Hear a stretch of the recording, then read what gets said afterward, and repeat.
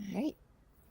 Good evening, ladies and gentlemen, and welcome to our February movie club. I made the joke yesterday that I didn't know what month it was, and that I was surprised that I actually changed it on the cards, and then I did not change it for movie club.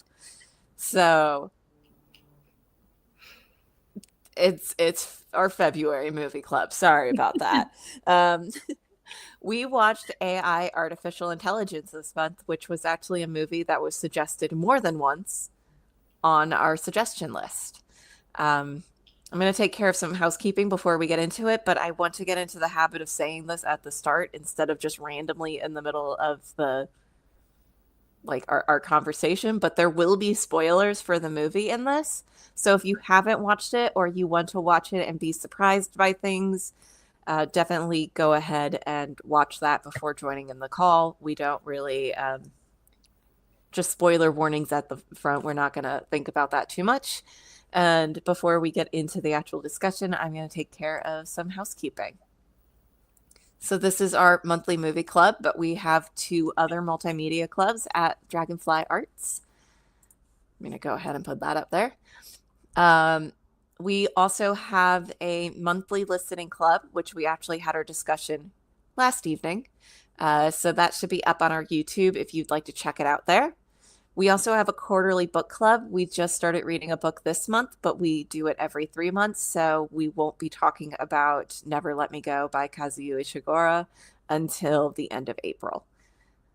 If you'd like to join this or any of our future clubs, join us on that Facebook group. Let me know. We post the new picks on the first of every month. So I will be announcing our next movie and listening club picks tomorrow. So you can find those in the Facebook group. And it's not just these multimedia clubs that we do in the Facebook group. We're just a collection of creatives. It's weirdly hard to say.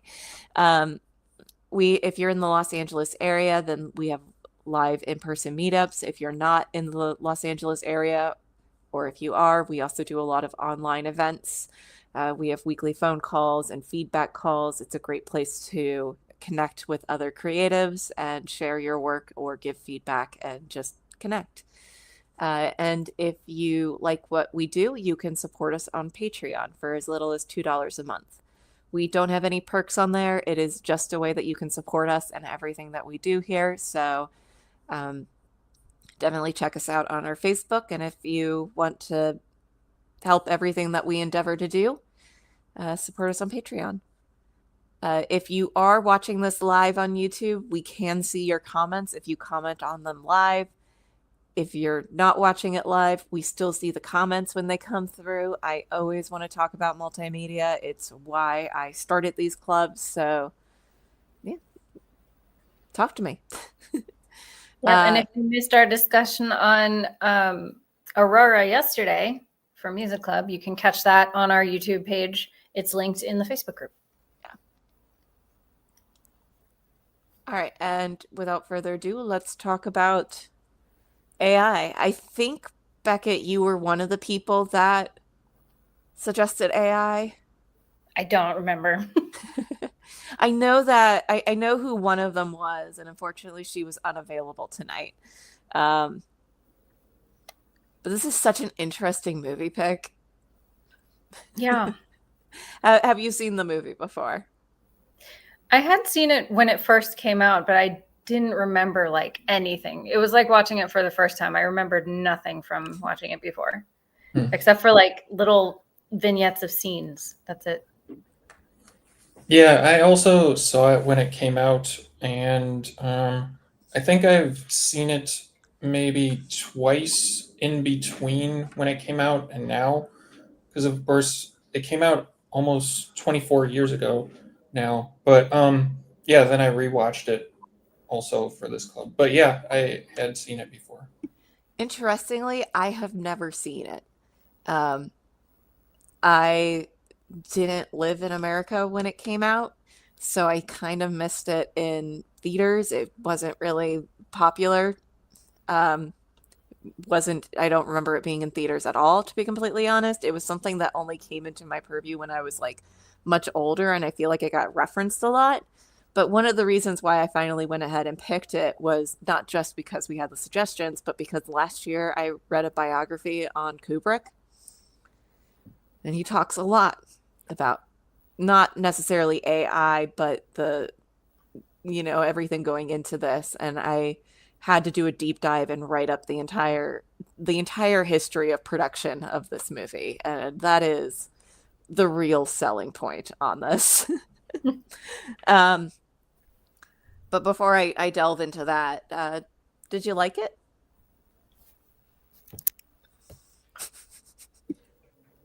Yeah, personally, I do.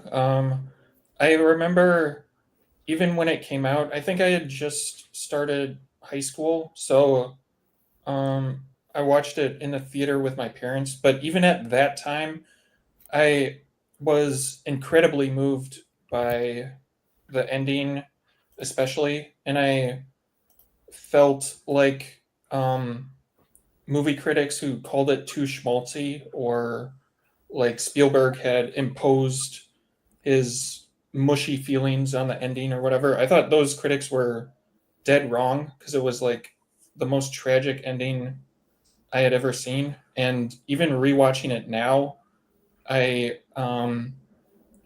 yeah, I got super emotional at the end, and I think the movie has aged incredibly well, I would say, in almost every aspect. So yeah, the short answer is yes. I do really like this movie. I think I liked it. It was a little cheesy for me at times, but I mostly enjoyed watching it. So I don't know that I would like choose to put it on again anytime soon, but it was good to watch it again because, like I said, I didn't remember any of it. I'm on the fence with this one because there are parts of this that I really like and parts of it that I just kind of like, I feel like my eyes just kind of glass over. Yeah. Um, One of the parts is the ending, but it's interesting because a lot of critics do say that it was like Spielberg putting like his own feelings on it, but this is actually like pretty close to the ending that Kubrick decided on. Like this is the exact ending that he wanted. So this wasn't Spielberg at all. It was like Kubrick's vision for the end of it. So they See, they are dead wrong on that. I just one um thing that I misinterpreted and that I was actually talking to my brother about, and he pointed out last night, is that I thought I had always thought, like, I forgot about the tall beings, but I thought when I saw this the first time, and I thought watching it again, that they were like alien explorers that like came to Earth and are like, you know, archaeologists or something. But that's not who they are. It makes a lot more sense with the context of they are the evolved AI. yeah. I did not read it that way. Um Yeah, I could 100% see that being a misunderstanding if you're not watching, like, or if you kind of zoned out slightly. I didn't. I mean, I turned everything But off. like, I watched it, but I don't know. I just that's what I thought when I originally watched this, yeah, and I think it's very easy to make that misconception because I think they only say it as like a single line that's very ingrained in a lot of other things happening around it. I think my problem with this movie, a little bit, not so much, I guess, on that line, but the movie is based on a short story, and they tried to put a lot of the elements of the short story in there. But then they also tried to put a lot of Pinocchio in there, and they forgot to like draw the line on the two of them. So there's like a few story beats that just do not make sense to me. And yeah. like, but there are things that were in the original story that they decided to keep, but that don't need to be there anymore, and like just don't have to be there. And most of it is like the first part. The first part of it is a story that was written by Brian Aldiss in 1969 called Super Toys Last All Summer Long, where it's essentially a world in which, like, kind of post-apocalyptic, they bring like the idea that water levels are rising, and people can't have kids anymore unless they are specifically chosen to do so. And so to help ease the minds of the women, they create these robotic children for them. Oh yes, because only women want children. I mean, I personally think that if you're making a child robot, you are immediately in the wrong. I don't think there's any good reason to make a child robot, and I have felt this way for a very long time. I feel this way about Astro Boy, and I feel this way about Mega Man. Yeah, in the scene where he discovers what he is, and he's walking down the line of like the production robots in boxes. I could not, yes, I could not stop thinking about the things that perverted individuals would do with those robots. What was I watching? Oh, I watched the movie Companion, which is in movie theaters and is really, really good, but they bring up just like weird things that people do to robots in it as like a line in there. Yeah. And it's like, yeah, people are disgusting. I was like, yeah, that's a problem. That would definitely happen, and I am not okay with, I'm not comfortable with that in any way. Hey, Suzanne. Hey, you made it. You figured it out. I finally figured it out. Took me a couple hours, but I had help from a friend of mine, so. Oh, we're glad you're here. Amazing. Okay, cool. We were just talking about how weird robot children are. Yes. Just in general, the idea of it does not sit well with me. But I do want to ask Suzanne, did you watch this movie before movie club or? Yeah, I watched it when it first came out, and then I've watched it a couple times since then, and then I watched it last night too. So so you are prepped. Yeah, I definitely did my homework, and then I did other stuff too, but that's what I do, so it's all right. Yeah. And did you like it? Well, I love the cinematography, and Kubrick was always one of my favorites. He was always just sort of ahead of the edge, you know. I've seen most of his movies. And then I didn't really know that he was involved with this until I started doing research. And I went, well, it made sense. As you look at the film, you go, oh, yeah, there's his style. And I like it, but I didn't like the ending. We're conflicted on the ending. I just thought it was too long and too mushy. It was just like, okay, we get the gist. Come on, can we just sort of wrap it up somewhere, or please keep the kid alive and kill the mother? I don't care. You know, that kind of thing. I did think, like, to Derek's point about it's meant to evoke like that kind of feeling, and I do like the ending. Like, I think that it was emotional for me, just kind of connecting and extending that to my own experience. Like, what I started thinking about was, would I choose to bring back someone I've lost for only one day? Like, that seems like it would be harder than not just, than just letting go.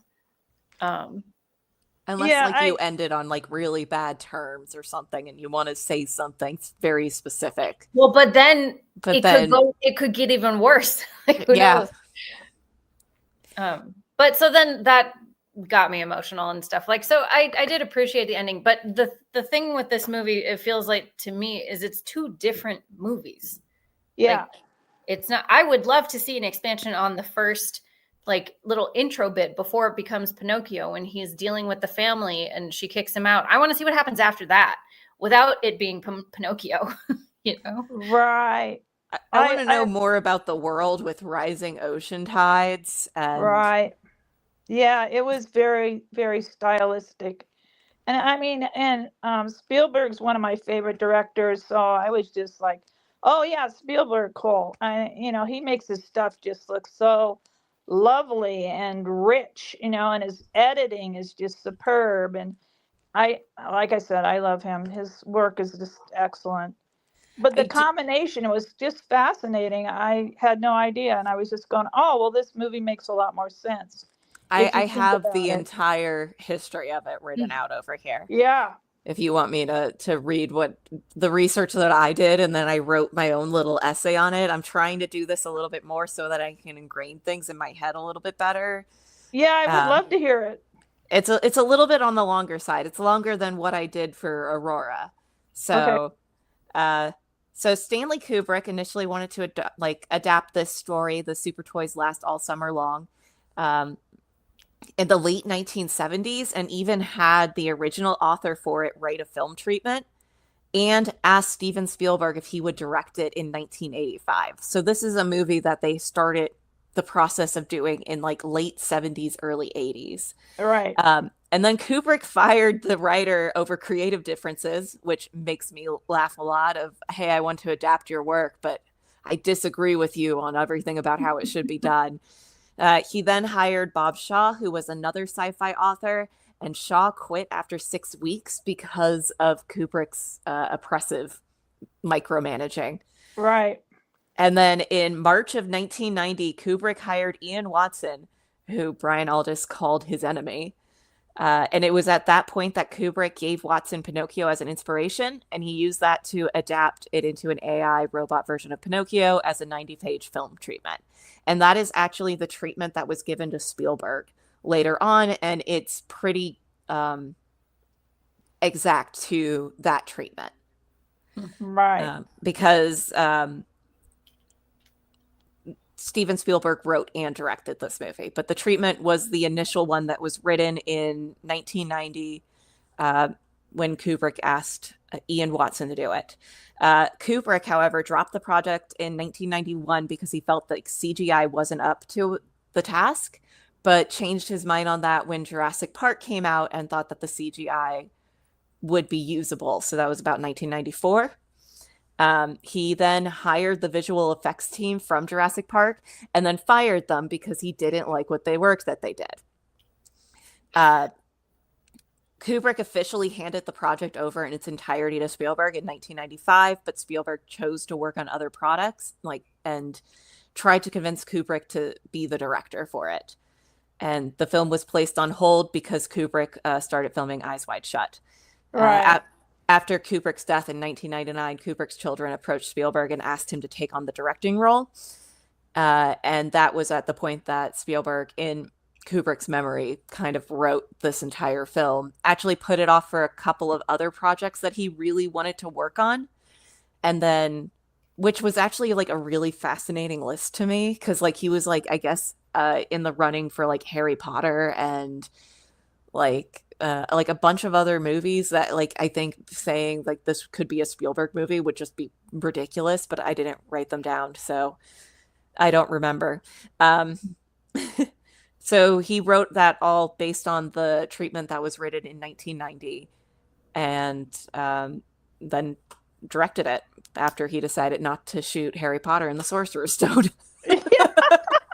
I am so curious to know what he would have done with that material. Yeah. That being said, Spielberg actually did use a lot of Kubrick's techniques. He was very secretive about the project and did not give any of the actors or anything all of the information. So a lot of the films, like a lot of it was filmed out of context, including there's a lot of voice acting that goes on in this. And he like kept the voice actors on call to make changes, but wouldn't give them any context other than the phrasing. So nobody that worked on this film, besides probably like Haley Joel Osment, who is pretty much in every scene, I'm pretty sure that he could figure it out, but nobody had any context for anything that they were filming. Interesting. There's also like a really interesting cast list for like the voice acting, because like for this you think it's Haley Joel Osment and Jude Law, and then Frances O'Connor being the mom, but Robin Williams was the Dr. No. Meryl Streep was the Blue Fairy and Chris Rock was a comedian in it. I know, I saw that part. I recognize their voices. I mean, Yeah. Robin Williams is such a recognizable voice, and then Chris Rock, you know, he just sounds like himself. Yeah, Meryl Streep was the weird one to me, and there I was like, what? But I made this before I watched it, and I saw Robin Williams on there, and I was like, I feel like I would have had that information. Right. So it's very noticeable when I'm watching it, but when I was like putting this together and had the cast listing, I was very confused.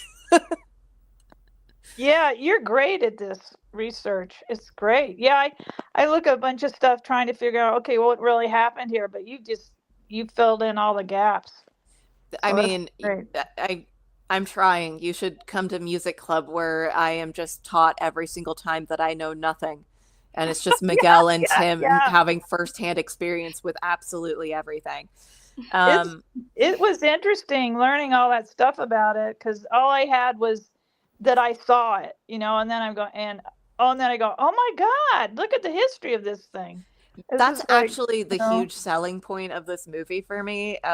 I think it is cinematography wise, it is great. It was lovely. Janusz Kaminski, who was a regular cinematographer for Spielberg. So he also did he did Schindler's List and Saving Private Ryan, also the 2021 West Side Story, and a lot of Spielberg. So he's got a pretty good list of great cinematography. Right. Wait, he also did War Horse. Ben Kingsley was in this movie? What did he do? He's the mecha at the end, like the tall one. Yeah. Oh, okay. Yeah, that makes sense.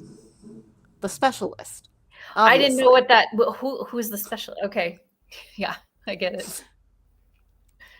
Now I know can place his voice. The other one that's really funny to me is Davy Chase, who is an actress now, but was part of a deleted scene, but is for some reason considered on every single cast list I could find for this movie. Wow. So she was a background part, essentially, like a named background part. So she would have gotten an actual cast credit on it, but it was for a deleted scene. And yet she is like higher billing than Robin Williams. Like, wow. I don't understand. This movie is bonkers to me. Yeah, it's real composite of stuff. And I was reading that the Flesh Fair, it's the Flesh Fair, right? The robots with no arms were actually amputees in real life. Interesting. Yeah, I was going, well, that's interesting. I was just those little bits and pieces that you find, you go, wow, okay. But in the whole description of Teddy, the puppet, the robot, I love that character. He is like I had forgotten about the teddy bear. Yeah, he is the brains. Everybody else is like running around, and he's very logical and practical. No, that's not a good idea. And it's just a great character, but just the amount of puppeteers that made him work was fascinating and lovely. I did kind of feel like the justification for creating and like trial running a robot child was not quite fleshed out. Yeah. In the They're perfect candidates. Their child is dying. Well, no, I mean like the creation of it in the first place, like when he's giving the whole spiel about like something that will love you and blah, blah, blah. And it's like, Yeah, I think his speech in the beginning is definitely not a good justification. I think it's explained later when you see photos of his dead child who is David. And so that's his personal reason for being obsessed with this. I think also you need to, with this movie, you kind of need to think that the humans are almost the bad guys. And basically the humans are kind of, at the very least, imperfect, but just sort of driven by emotions and short-term thinking. And the machines are more or less the good guys. And if you look at it like that, the William Hurt's character is more like a Dr. Frankenstein type of madman, even though he acts sane for the entire movie. He's yeah, so like his speech in the beginning is not necessarily like his real justification, I guess I would say. No, for sure. It's his obsession with his lost kid. But I mean, like, from the context that Rebecca was explaining about the short story, that seems like a much more justified reason for creating robot children. Like, if human people can't really have children, like, sure, I guess. It still doesn't make sense to me because now you've just made a permanent child. Yeah. And it is like all of this is human. This is all hubris. Like I understand that like people are the bad guys here. People are the bad guys in real life as well. Like in reality. Well, yeah, I think I'm spoiled because I'm a sci-fi lover of everything, and Star Trek and Dana in Star Trek, perfect android. So there you got this well-rounded, and then you got this child is like his whole programming is just his mother. I mean, he's not actually acting even close to a 7-year-old boy. He asks to be dressed like every night. Yeah, so it's like, okay, how sophisticated is this robot actually? It's not. So I was just like going, okay. Well, and then by the end, he's looking at the newer version of himself, and I thought that scene was really cool, where like you can see the difference between experience of the version of the robot that was kept, inside and was trained by Dr. What's-His-Face, and then the version of the robot that was Haley Joel Osment that went out into the world and saw some shit. Right. And like you could see it on his face that he was like weathered and aged and more knowing of the world. That's what I mean. But then, okay, that's when I argue with the ending. I was just going, why? Because he's in the copter thing, and he's, down in and staring at the Blue Angel, and he's still staring at that thing for the next 2,000 years because he's frozen in there.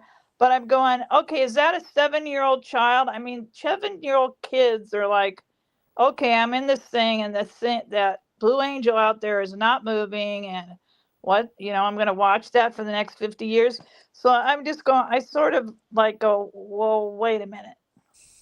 I think you're reading too much into it. I'm sorry. I look at the robot and go, well, why didn't you just program it differently? It's just a pretext. Why didn't you just take it back and fix him, I'm sorry. It's just a pretext for launching him into the future to be reunited with the clone of his dead mother by the more advanced AIs. Yeah, I get that, but I'm sorry, my brain doesn't work like that. I think the other reason why the ending doesn't quite hit me as well is because it doesn't feel like an arc. He kind of feels like he's exactly at the same spot that he was at the start of the film, at the end of the film. Right. Which he's a robot that was programmed to do one thing, so that does make sense, but I would have liked to see him grow a little bit and and that's the interesting become part more of a real boy. And that's more the than interesting AI. Is that did happen. Like when he's confronting himself, he is that evolved version of himself, and he has grown and his programming has expanded. But then he just goes right back into nothing but mother. Yeah, right. I go, what? And then when I first saw those characters, I thought they were aliens. And then when I read more about it, they were the meta, characters, and all the humans were dead. And we were actually talking about that before you came on, because Beckett had the same experience. Yeah. So and then I'm going, okay, well, if he's such a cool character, you're going to just let him die. Why don't you go take him back to your wherever and look at him and talk to him some more and put him in a museum? I don't know. That's the ending was just, Right. And he just, my feeling about the ending is after the mom dies, he finally just goes to sleep and kind of shuts himself down forever would be my, like he wouldn't want to continue living after that. So he kind of my question is that what his end goal would have been to begin with? He just is a 7-year-old child to this woman until she ages and dies, and then he just shuts down? I don't know. Yeah, This is probably. I mean, he doesn't seem to have well, yeah, he just doesn't seem to have an inner life, really. I mean, he's a robot built for a specific purpose, which is to love the person who buys him. So I think a lot of it, for me, part of the thing that has aged well about this is that it kind of explores, a lot of it is about the uncanny valley, which is basically this well, it's a bit hard to explain succinctly, but you can look up the uncanny valley on Wikipedia or whatever. But it pops up in computer animation and robotics, where a robot looks human enough to be creepy. And I think David in this movie is kind of like still in the uncanny valley phase. Like he's still a prototype and going through a trial run. And so a lot of his behavior is very robotic and doesn't make sense to humans, but Right. I think it still works within the movie. But yeah, and I will say, like, about the ending, I also, like I said, the ending is incredibly tragic for me. Like it's basically, the way I look at it is that the advanced robots give this robot one perfect day before pulling the plug, and pulling the plug on him. So yes, he dies at the end, and the mother, if she was ever resurrected in the first place, then she is also dead. But the thing that doesn't make sense to me about the ending is that the advanced mechas sort of go through all this trouble, and they give an explanation that doesn't really make sense. They say that they can resurrect a person for one day, but the explanation they give is that the space-time continuum only allows a person to come through once or something. Right. It just makes no sense at all. But I think it also, I kind of look at the whole movie as a sci-fi fairy tale. So like the whole rule about the mom only being able to live for one day is just kind of a fairy tale rule that would usually be explained by magic, like Cinderella's, you know, how her carriage gets turned back into a pumpkin at midnight, just because that's the spell that she's under. And I think the one day rule is kind of like that, where they try to make it like a sci-fi explanation for it, but the explanation doesn't make sense. But the magic of the rule is still there in a way, like underneath. Yeah. I kind of always thought it would be easier to just plug into his brain and make him live in a world in his brain where he's with his family would make more sense. They also seem really excited to meet him because he actually has met humans before. And then they're immediately just like, all right, enjoy your one day and then death. I know. That seems sort of weird to me. Well, Yeah, but they did scan you his entire memory. Yeah, and they pick up all his scan experience. every part of him, which makes me feel like they can imitate that within his head. So it is. It's a fairy tale ending. It's very surreal. The whole thing is very stylized and surreal, and I mean, it's lovely to look at, and I, there were certain parts that I just loved, and but the ending, like I said before, was just like, eh. I will say, like, the one part on this rewatch that I did feel was overly schmaltzy was kind of the explanation that the advanced robots give that humans are the key to the meaning of life or something. And so that's why they want to research humans so much.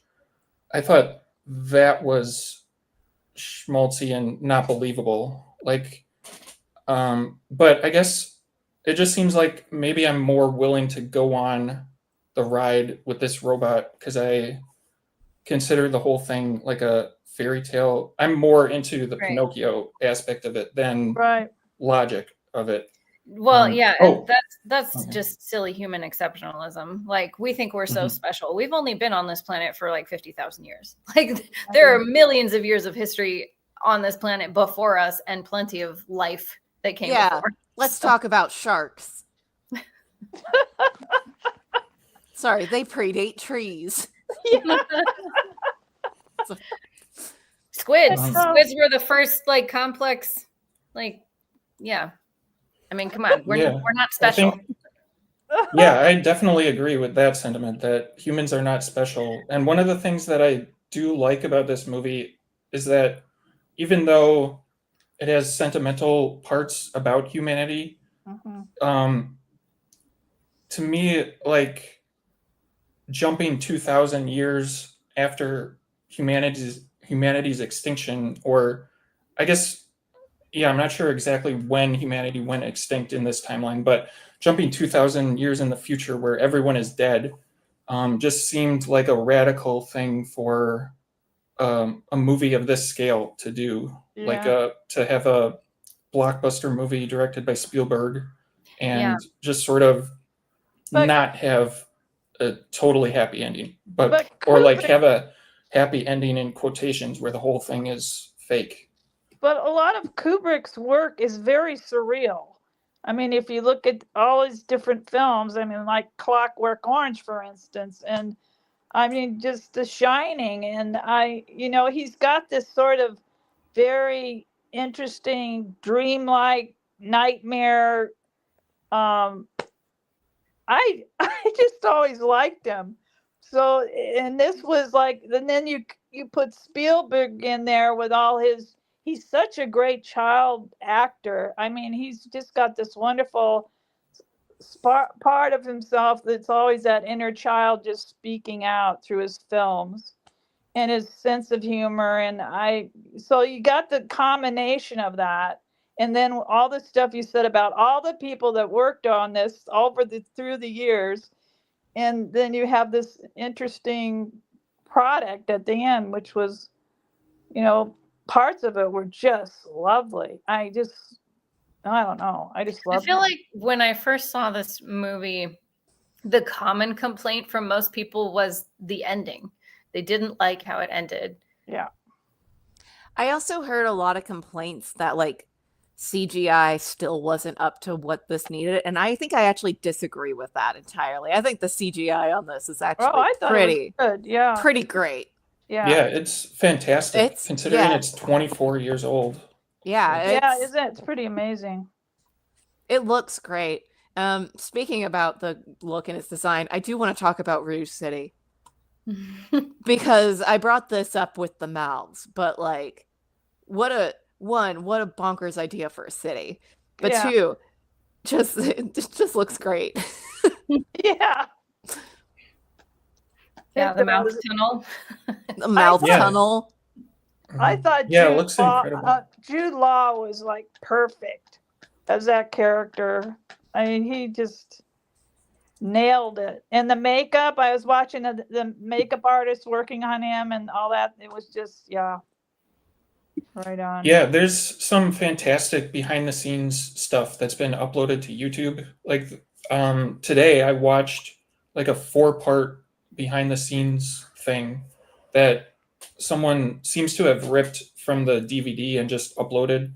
But that stuff is really interesting. And there is that really interesting segment about the makeup artist working on Jude Law, how they originally were thinking of putting him in a full prosthetic mask to just sort of look unreal or robotic.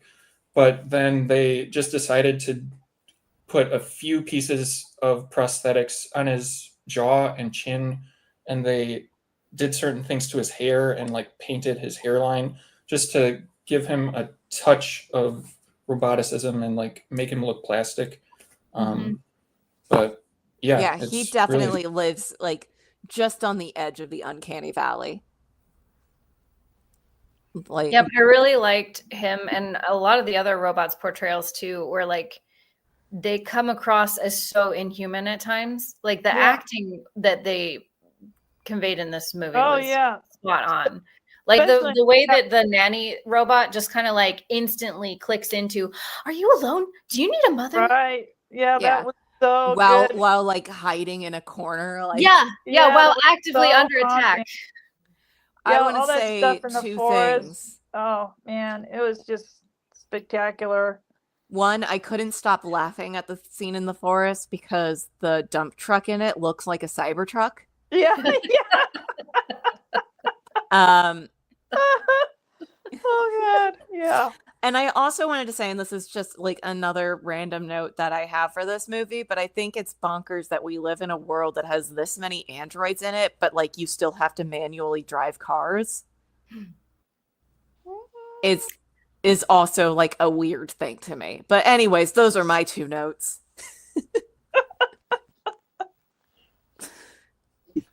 Oh god. yeah, I think overall it does feel like the world itself is not entirely cohesive because there's like the underwater Manhattan, while this tech company is thriving and able to build robots, and there's like the cyberpunk world of Rouge City, and then there's the Flesh Feast, which is almost like a neon Mad Max type of feeling, plus like the demolition derbies that you have in real life where people smash a bunch of cars together, and yeah, it did feel like maybe all the different pieces of the world don't quite fit together, and so yeah, uh, I also agree that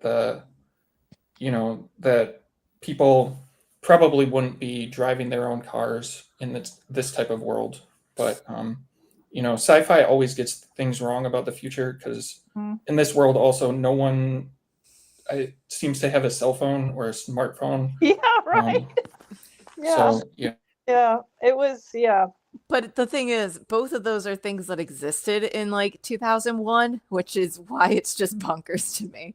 Although there are a lot of movies where people just don't have phones in them. It's just easier, which makes sense. It was just like one of those things where I was watching and I was like, this is pretty much like one stage away from being a flying car, but you still have to manually drive it. But also you have robots everywhere doing everything and you don't even have a robot driver. Yeah. It was yeah. That's the thing that took me out of this movie.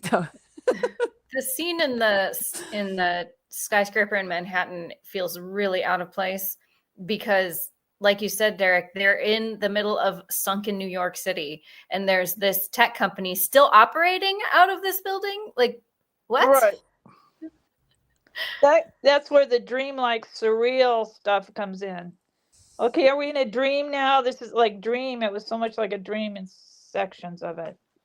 You know how your mind breaks things up and then you don't know what's going to happen the next. Okay, that doesn't fit, but okay, it sort of fits. Yeah. So another thing that I thought was pretty interesting about this was just the other movies that are released in the same year. I mostly brought this up because I was like, was this like nominated for Oscars? Because I don't remember it. It didn't win any. It lost the things it was nominated for. It was nominated for original music score, which I thought was interesting because the score doesn't really stand out to me, to be completely There's nothing honest. special about the score. And best visual effects, which honestly I think it was in the running for, it lost both of those to Fellowship of the Rings. Some other movies that came out that year that it was up against in the Oscars were Moulin Rouge, A Beautiful Mind, Amelie, Memento, The Royal Tenenbaums, Shrek, Monsters Inc., and Harry Potter and the Sorcerer's Stone. Wow. That's quite Wow. a lineup. Yeah. How do you compete with those? You know. Yeah. It's like, what a year for movies that was. Yeah. Or is it all nostalgia? I mean, I often think that my love of like the 90s is probably colored by my having grown up in them, but what can I say? Maybe I'm a little biased, but I think that sounds like a great year for movies. Yeah. There was something that I was reading recently. Yeah, so in October of 1994, so this has nothing to do with AI, Pulp Fiction, Forrest Gump, The Shawshank Redemption, and Jurassic Park were all in theaters at the same time. Wow. Yeah, there seems to be sometimes there's just really good years for movies, and then other times you're just going, wow, there's what? Where's a decent movie? It's weird. Yeah, the Oscars are coming up pretty soon here in like 2 days. Yeah. I don't even know what came out last year. Some good ones, some okay ones, some bad ones. Always. Yeah. I don't have anything else to add about AI. Does anybody have any thoughts, any feelings that they really need to get out? I just want to echo Susan's sentiment about the cinematography. I really loved a lot of the way the shots were composed and some of the visual, like practical things that he did. So like the scene that you had up on screen earlier where he's like putting his face behind his robot face. Yeah. And That's cool. the face itself is lit up blue from behind so that when he puts his face in there, his eyes are fully blue. Yeah. That was really cool. But you can't like here, you can't see the blue light at all. Right. Sorry, I was trying to find my things, but nope, that's not it. Anyways, we'll just stay here. And then Becca, I was looking at this earlier. Look at Jude Law's pose in the background there. He looks like such a mannequin. Yeah. I thought a lot of the acting and the cinematography was just like pretty genius. Yeah, it was Yeah. so. If you stand back and you start to look at it, okay, you're panning here, you're going, and you go, oh, and then it's so smooth. Just Yeah, and rich, I you think know. some of that is to contrast against Haley Joel Osment's character in Mhm. at least in this part of the story arc where the robots that are around him are all very robotic. They're all very one note. They're all programmed to do just one thing, and it shows.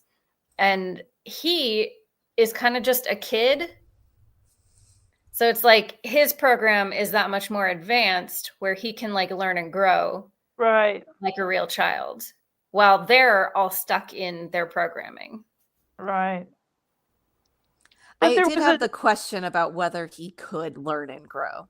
I Because like it seems to- like he Well, and that's why kind of can, but not only to like a certain extent. And that's the interesting part of, I think the 3 acts feel disjointed in this film in that regard, where like he's 3 completely different people in each act. Like right. his character doesn't have a fully formed arc, but it's also never consistent. But just like I said, I want to see the ending of the movie that we saw in the beginning. On that note, there's a really weird part, and it's something that I had a question about when I watched it, and then I realized it's something that was a carryover from the original short story. And that is when the mom finds all the letters that David writes. Oh yeah. And one of them is talking about like him hating Teddy. And I was like, there's really been no indication of that until No. now. Like that feels like it came out of nowhere, but that's the actual plot of the initial short story. Was it's actually the mom can't relate to the AI child, so she gets Teddy as like this intermediary and then uses that as a way to understand her robot child. Mhm. And because she shows more interest in Teddy, because Teddy is the stepping stone to get to her son, the son gets jealous of Teddy. See, that sounds so much more interesting. I want to watch that movie. So that was like one of the things that like held over from the short story that I was like, that feels like it could have been a crazy story beat. Oh, that's Like just coming out of nowhere being like, I hate Teddy. And then he continues to be with Teddy for the rest of the movie as like his only lifeline. Like it's but that's what it was, is it's one of the holdovers from the initial short story. I did enjoy that they kind of played off that the little like letter papers that he was writing were like his version of drawings, but he was just writing things out.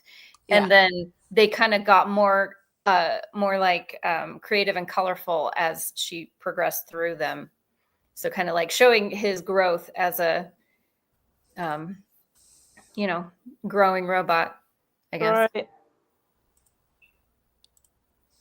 All right, so we are coming up on our hour here. So does anyone have any final thoughts before we log off for the evening? Well, I would also say that Kubrick is my favorite filmmaker ever. I think he is, he was the greatest of all time. And so this, and Spielberg, I also really love. And of course, Spielberg has also had an enormous cultural impact. So this movie is really just interesting from the standpoint of two of the greatest of all time just coming together. And like, even though Kubrick died, Spielberg still tried to mimic his style in certain ways. And it's just a super interesting cultural artifact just from that standpoint. And you don't usually get that kind of, I don't know what you would call it, that sort of the creative melding in a mainstream, huge budget movie. I think the budget for this was $100 million, I have it, which was somewhere. large at the time. 100 million, and it made 235 million. Okay. Yeah. Yeah, that was a huge budget. Wow, back in a huge budget. Really oh yeah, no, I enjoy it for what it is, and it's a piece of art. I would agree with that. You know.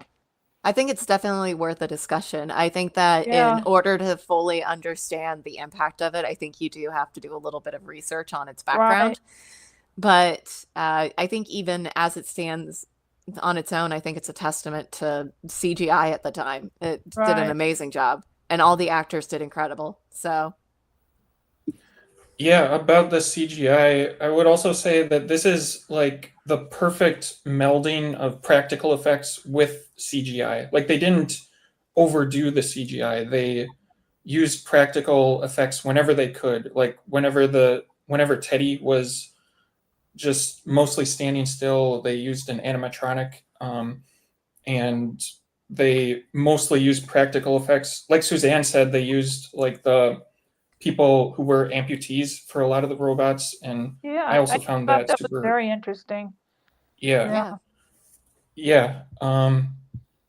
And yeah, I think, well, I would also say about the ending, because it sounds like I'm the only one who really likes the ending, but I would say like it also reminds me of the story by Hans Christian Andersen called The Little Match Girl, which is which also inspired Pan's Labyrinth, by the way. But anyway, the short story is about a little girl freezing to death, but in her mind, she imagines a perfect day with her grandmother, I think it is. And so, yeah, maybe I'm just like susceptible to that kind of thing where it's like a perfect day, but tragic at the same time. Well, the reference to the Pinocchio, I got so inspired by the background of this thing. I had to go and read Pinocchio and the original, the Adventures of Pinocchio. And so I was doing that today, and I was just going, wow, okay. So Disney they just did their whole Disney thing, You know, and that was the Pinocchio I grew up with, was Disney. And then you read the book and you go, wow, okay, what a difference. But anyway, that was just one. That's what Disney does. What I was doing today, because I was thinking, oh, the reference, you know, the I want to be a real boy kind of thing. But anyway, it sort of, you know how you get started in one thing and then it leads to something else and you're going, You just go down the rabbit hole. yeah, you go, oh, well, that's interesting, you know. So I just thought I'd throw that out there.